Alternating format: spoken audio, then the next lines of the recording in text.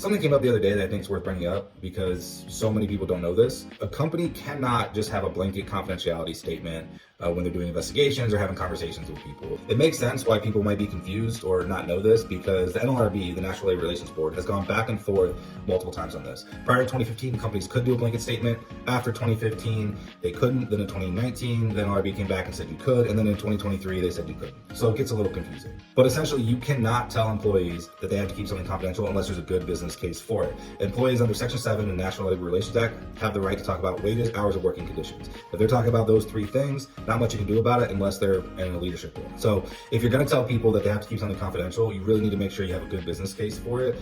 Don't just have blanket statements. Don't go into a company investigation saying you got to keep this thing confidential, or have an employee conversation say you have to keep it confidential, because they don't. And if you take any sort of corrective action against them for that, you can get yourself into some trouble. It's a real simple thing that I see people get wrong a lot. So make sure that you're not doing it. Yeah!